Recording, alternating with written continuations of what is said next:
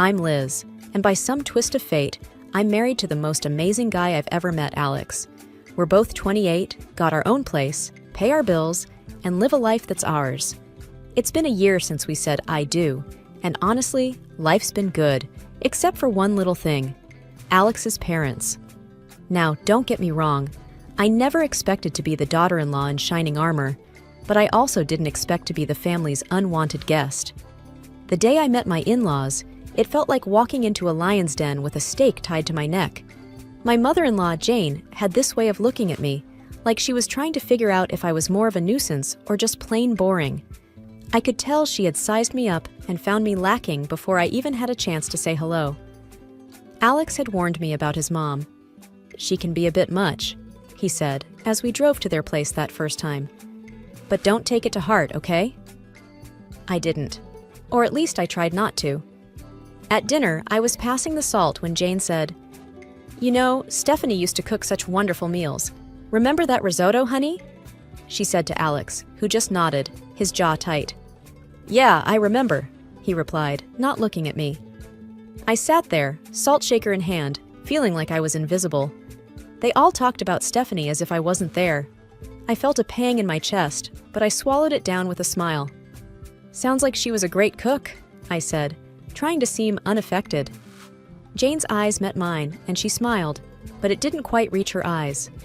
"Oh, she was. She was a lot of things." That night, I told Alex how I felt. It's like she's measuring me against some ghost. Alex hugged me close. "You're the one I chose, Liz. That's all that matters." I wanted to believe him, but as I'd learned, Jane had a long game in mind, and I was the pawn she was eager to sacrifice. I just didn't know it yet. Living with an allergy isn't just inconvenient, it's like having a shadow that's constantly whispering danger in your ear. Since I was a kid, peanuts have been my arch nemesis. It started with a spoonful of peanut paste and a trip to the emergency room that left my parents with a crystal clear message. Keep her away from peanuts and a whole host of other foods if you want her to grow up. It's not just peanuts, though. Soy, peas, cherries, almonds, tomatoes, apricots, bananas, and even potatoes, they're all off limits. It's a list that makes waiters raise an eyebrow and friends hesitate to invite me over for dinner. It's also a list that my mother-in-law, Jane, knows by heart, yet she somehow manages to question every single time we're over for dinner. "Are you sure you can't even have a little bit of this pie? It's got almond extract," she'd ask, with a tone that hovered between concern and disbelief. I would smile politely, though I'd rather not, and say, "Yeah, I'm sure. Thanks, though." It was the same dance every time. I remember once, at a family gathering, I was navigating the buffet, a mental checklist running through my head. Alex was by my side, plate in hand, trying to help me find something safe to eat. That's when Jane swooped in, her voice sickly sweet. "Liz, you must try this casserole. I made sure it was Liz-friendly," she announced, but the glint in her eye didn't match her nurturing words. Alex paused, his fork mid-air. "Mom, you used cream of mushroom soup in this, right?" he asked, knowing full well that many brands included soy, a big no-no for me. Jane's smile faltered for a second. "Oh, I think so. It should be fine." But it wasn't fine, and we both knew it. We made our excuses, me leaving the casserole untouched. But the incident stuck with me. It was a small victory in what felt like an ongoing battle, a battle where Jane held all the cards because she controlled the kitchen. I've learned to navigate this world with careful steps. Eating out is a strategic operation. Alex and I were at our favorite Italian place, a rare find that understood the gravity of food allergies. I'd recited my usual spiel to the waiter, who nodded understandingly. Alex watched me with those soft eyes of his, the ones that said he'd do anything to make my life easier. "You okay?" he asked, after the waiter left. "Yeah, I'm fine. I just hate making a fuss," I replied, folding my napkin on my lap. "You're not making a fuss. You're making sure you don't, die," he said, half joking, half serious. I laughed, a short, grateful sound. "Well, when you put it that way." After dinner, as we walked under the clear night sky, I felt light, happy. That's when my phone buzzed with a text from Jane. Her words were like a cloud over the moon, darkening the moment. Be careful, Liz. Not everyone takes your condition seriously. Wouldn't want anything to happen to you.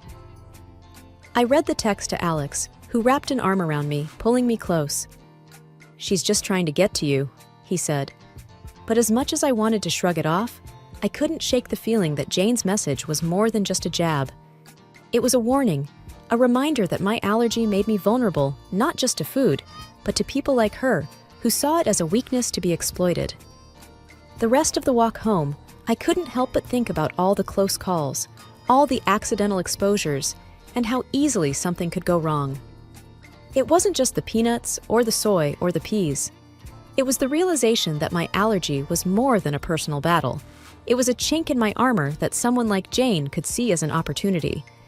And that thought was scarier than any allergic reaction I'd ever had. Dinners at Jane's house were always a production, like a play where everyone knew their parts except me. I was the wild card, the one who could unintentionally cause a scene with a single bite. Alex tried to make it better, but there's only so much you can do when you're playing in someone else's home court. One particular evening, the tension was as thick as the gravy on the table.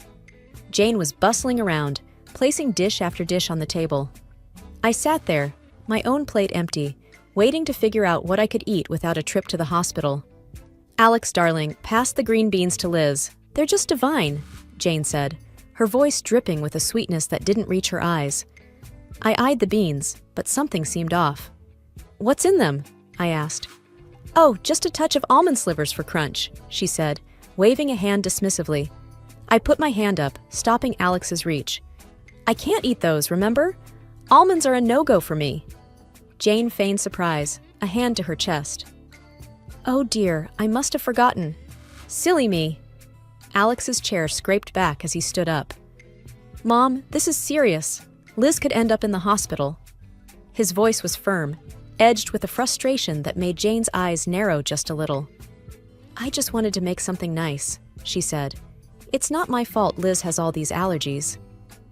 The room fell into an uncomfortable silence. The other relatives glanced around, forks paused midair, not sure where to look. I felt a flush creeping up my neck, embarrassed by the spotlight. Alex's dad, Mark, tried to break the tension. Let's just enjoy the meal, shall we? There's plenty Liz can eat. But the damage was done. The rest of the dinner passed in strained politeness, with Jane asking pointed questions about my allergies, as if she were taking notes for next time. Later, when Alex and I were alone, he apologized. I'm sorry, Liz. I should have double-checked everything before we came. I shook my head, tired of feeling like a problem to be managed. It's not your fault, but I'm starting to think your mom does these things on purpose. He didn't answer, and he didn't need to. We both knew the truth. Jane was serving up a side of malice with every meal, and I was the main course. I could always tell when Jane had been working on Alex. He'd get this distant look in his eyes, like he was seeing me, but also seeing through me, weighing her words against his own judgment. This particular evening, it was like a cloud had settled over him, and I knew it before he even said a word. Mom thinks we should consider... Well, she thinks we might not be thinking about the future enough, Alex muttered, not meeting my eye as he fumbled with the TV remote. The future? I asked, a sinking feeling in my gut. Yeah, kids and your health issues, he continued, the word issues hanging awkwardly in the air between us. I felt a tightness in my chest. She talked to you about my allergies again, didn't she? He sighed, setting the remote down. She's just worried, Liz. She thinks it's a lot for us to handle, especially if we want a family. I bristled. We've talked about this. I've managed so far, haven't I? And there are plenty of people with allergies who have kids. Alex ran a hand through his hair, a sure sign he was stressed. I know, it's just... She has this way of making me doubt things. The room was quiet for a moment, the tension thick. I watched him, this man I loved, wrestling with the seeds of doubt his mother had planted. Alex, do you doubt us? I asked, my voice barely above a whisper. No. He looked up, finally, his eyes clear and firm. No, I don't. I just hate that she keeps bringing it up. I hate that it makes us fight. I reached for his hand, our fingers intertwining. "We're not fighting. We're on the same side, remember?" He nodded, pulling me into a hug. "You and me against the world, right?" "Right," I said, but as I held him, I couldn't shake the feeling that Jane's words were like weeds, threatening to grow wild and choke the life out of the beautiful thing we had. And I knew then that it wasn't just my allergies that needed managing. It was the doubts that could seep into the cracks of even the strongest relationships. The news of my pregnancy came as a surprise, a happy one for Alex and me, a complicated one for everyone else. The day we announced it to his parents, Jane's reaction was like watching a robot trying to mimic human emotions. A pause, then a smile that didn't quite match the situation. "We're going to have a baby, Mom," Alex said, his voice a mix of pride and caution as he gauged his mother's reaction. "That's wonderful," Jane managed to say, the words sounding foreign in her mouth. "We must have a family dinner to celebrate."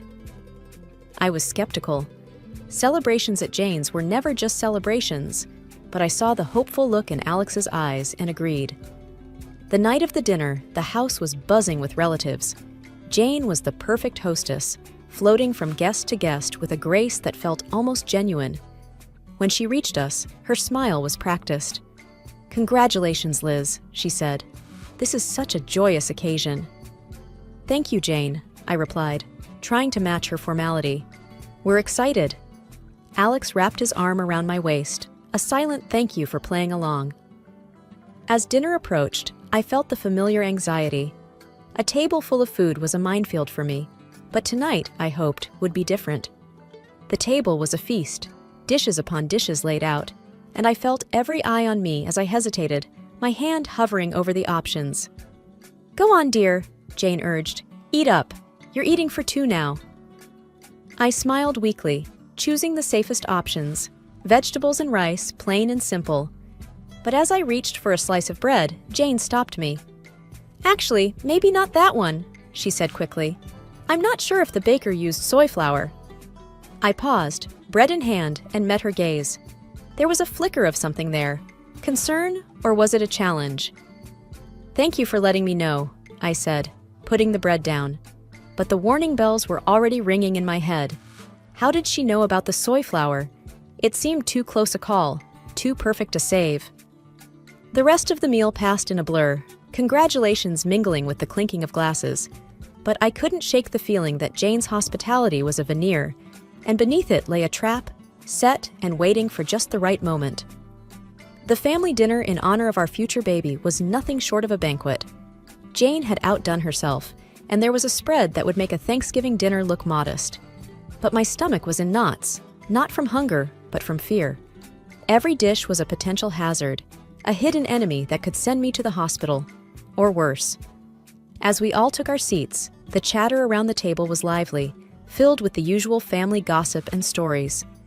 Jane was at the head of the table, presiding over the feast like a queen in her court. She called everyone to attention with a gentle tap of her glass. "Before we begin, I just want to say how thrilled we are to be celebrating Liz and Alex's upcoming addition to our family," Jane announced, her voice steady and clear. There was a round of hear, hear, and applause. I forced a smile, feeling Alex squeeze my hand under the table. "Thank you, everyone," I said. "We're really looking forward to this new chapter in our lives." The meal began, and I tentatively picked at my food, choosing the simplest items. Alex watched me, his brow furrowed with concern. "You doing okay?" he asked quietly. "Yeah, just being careful," I replied, pushing a roasted potato around my plate. Jane's eyes were on me, and I felt like a specimen under a microscope. "Liz, you haven't touched your salad. The dressing is on the side, just as you like it," she said, her voice tinged with a forced cheerfulness. "Thank you, Jane. I'm just not much of an appetite tonight," I said, avoiding the salad that I knew could easily contain hidden allergens. As the dinner wore on, the tension grew. Every time Jane offered me something, my anxiety spiked. The room felt hot, the walls inching closer with each passing minute. Then came the cake. It was a beautiful confection, layers of sponge and cream that made the room ooh and ah. Jane cut a slice and handed it to me with a smile that might have been genuine if I hadn't known better. "For the mom-to-be," she said. I looked at the cake, then at Alex, then at Jane. "I really shouldn't," I said, "but it looks delicious." "Oh, come on, Liz. One little bite won't hurt. For the baby," Jane pressed, her voice sweet as the icing. That's when Alex's dad, Mark, stepped in, his hand swift as he knocked the plate from my hands. The cake tumbled to the floor, and a stunned silence fell over the room. "What the hell, Dad?" Alex exclaimed, his voice a mix of anger and confusion. Mark stood, his face pale but his voice firm. "I saw the label in the trash. That cake has peanut oil in it." The room erupted in chaos. Jane's face was the picture of shock, but her eyes gave her away. There was a flash of something there. Fear, maybe? Guilt? Alex stood, his chair clattering behind him. "Mom, did you know about this?" he demanded. Jane's mouth opened and closed, but no words came out. And in that moment, the truth was as clear as the danger that had been on my plate. The room was dead silent after Mark's revelation, the dropped cake like a crime scene on the hardwood floor. Everyone's eyes were locked on Jane, who seemed to shrink under the collective gaze. "Mom, is it true? Did you know?" Alex's voice cut through the tension, sharp and demanding. Jane's eyes flickered with something dark before she regained her composure. "Of course not. I would never." Her voice trailed off, unconvincing. Mark wasn't having any of it. "I saw the shopping list, Jane. Peanut oil for cake. It was right there, in your handwriting," he said, his voice steady but laced with disappointment. The murmurs around the table grew louder, a mix of disbelief and anger bubbling up from the family. Alex was shaking his head, his hands balled into fists. "How could you, Mom? Liz could have died." I was frozen in my seat, the gravity of the situation anchoring me down. This wasn't just carelessness or forgetfulness, it was intentional. Jane's mask finally slipped, her face twisted in anger. "I didn't want it to come to this, but she's not right for you, Alex. She's weak, and now she's bringing a child into this world who will be just like her." Alex took a step toward his mother, incredulous. "Weak? Liz is the strongest person I know. And you? How could you be so cruel?" I could feel the eyes on me, waiting for me to break down, to crumble under the weight of Jane's words. But I didn't. "Jane," I said, my voice surprisingly calm, "you've made your feelings very clear. But this is not just about me. This is about a family, your grandchild." Jane looked away, her jaw clenched, and for the first time, I saw the hint of fear in her eyes. Maybe she realized that her actions hadn't just endangered me, but her relationship with her son, her reputation, everything. The rest of the evening was a blur. There were arguments, tears, and hushed conversations as the family tried to process what had happened. Alex and I left early, the weight of the evening heavy on our shoulders. We didn't speak much on the drive home. What was there to say? The truth was out, and with it, the facade of a polite, if not happy family was shattered, all because of a peanut. The drive home was quiet, the kind of silence that's heavy, filled with things unsaid. When we finally walked through our front door, Alex and I just stood there, the echo of the night's drama still ringing in our ears. Alex was the first to break the silence. "I can't believe my own mother would do something like that," he said, his voice hollow. I sat down on the couch, the cushion failing to comfort me. "I know, it's a lot to take in." He sat beside me, taking my hands in his. "I'm so sorry, Liz. It's unforgivable." I looked at him, seeing the pain in his eyes, and my heart ached. "It's not your fault, Alex. We couldn't have known she'd go this far." But the truth was there, hanging between us. Jane had crossed a line, and there was no going back. The family was in pieces. Some stood by us, shocked and appalled by Jane's actions, while others struggled to wrap their heads around the reality of the situation. The next few days were a whirlwind. Alex's phone buzzed constantly with messages and calls. Relatives wanted to express their shock, their support, their apologies. And through it all, there was a deafening silence from Jane. No apologies, no explanations, nothing. Alex finally broke the news to me a week later. Dad's left her. He can't get past what she did. He said it's been a long time coming. I wasn't sure how to feel. Relief, sadness, pity? And Jane? I asked tentatively. He said she's not handling it well. She's alone now, Alex replied, a twinge of something like regret in his tone. We sat in our living room, the walls we'd painted together, the furniture we'd picked out during countless trips to the store. It was our home, filled with our memories, our love. And outside, there was a storm brewing, one that threatened to uproot everything we knew. But in that moment, I realized that no matter what happened, we had each other. We were a team, about to bring a new life into the world, and that was what mattered. I love you, Liz, Alex said, pulling me close. I love you too, I whispered back. The fallout from that night would linger. The scars it left on our family would take time to heal. But as I looked at Alex, at the life we'd built, and the future we were about to embark on, I knew that we'd weather any storm together. And as for Jane, she was a chapter in our lives that we had closed, a story that we wouldn't let define us. From now on, it was just us, our baby, and the road ahead. Whatever it brought, we'd face it together.